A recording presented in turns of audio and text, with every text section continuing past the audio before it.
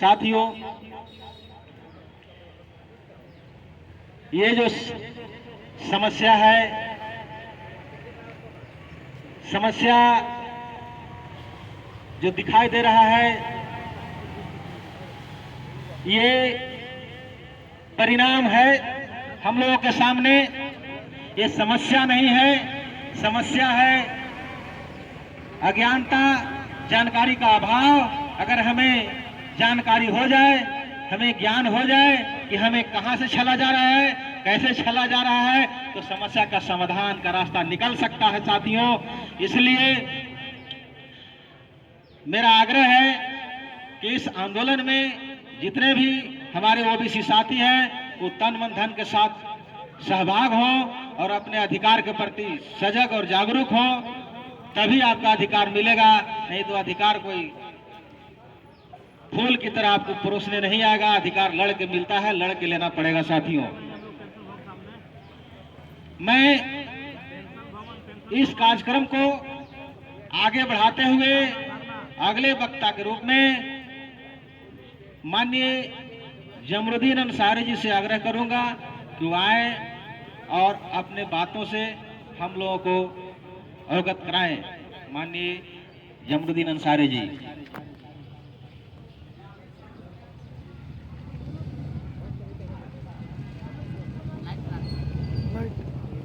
ठीक है, ठीक है, लाइव नहीं चला रहे हैं।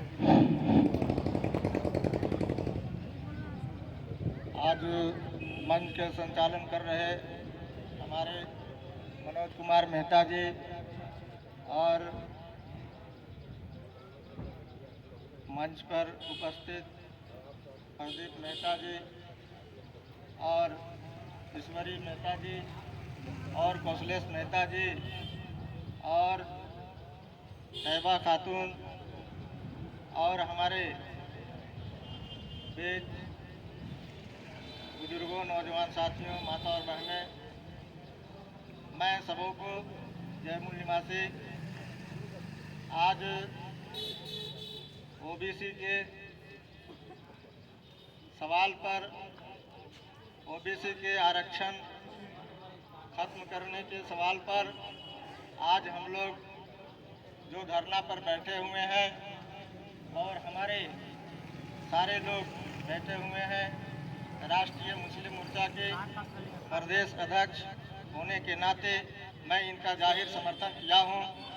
और साथ साथ मैं ये कहना चाहता हूं कि संविधान के अंदर जो हक अधिकार हम लोगों को दिया गया है उसके साथ बहुत बेईमानी हो रही है और संविधान खत्म करने की साजिश हो रही है।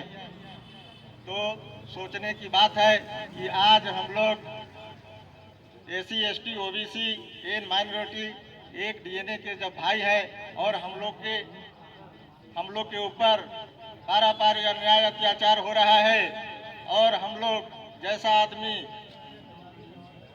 अगर समाज को नहीं जगाएंगे, आज के डेट में गोलबंद होकर के काम करना पड़ेगा और नहीं करते तो हम लोग को जो जैसे पारापारी बाट के जूता मारा जा रहा है, आगे आने वाला दिन बुरा दिन आने वाला है हम लोगों के लिए। इसलिए हम लोग को एक साथ होकर के लड़ाई लड़ना पड़ेगा और कदम में कदम मिला करके आगे बढ़ना पड़ेगा। समय आता है तो हम लोग को बिखरा दिया जाता है। आज बाबा साहब ने संविधान लिखा तो संविधान भी मिला, इतना अच्छा खूबसूरत संविधान जब मिला तो कुछ लोगों को उसी समय किरकिरा महसूस हो रहा था कि संविधान के अंदर जो हक अधिकार दिया जा रहा है जिससे लोगों को वंचित रखा गया था, आज बाबा साहब ने इसको संविधान के अंदर एसी, एसटी, ओबीसी जो भोले भाले लोग हैं इनको अधिकार मिल गया। तो आज संविधान रहते भर में हम लोग के साथ इस तरह से व्यवहार किया जा रहा है जो उन्होंने सोचा था आज हम लोग के ऊपर लागू कर रहा है। तो हम लोग को मुंह तोड़ जवाब देने की जरूरत है। आज जो है हम लोग एक साथ भाईचारा निर्माण करके ये साबित कर रहे हैं कि आज हम लोग SC ST OBC and minority एक DNA के भाई हैं।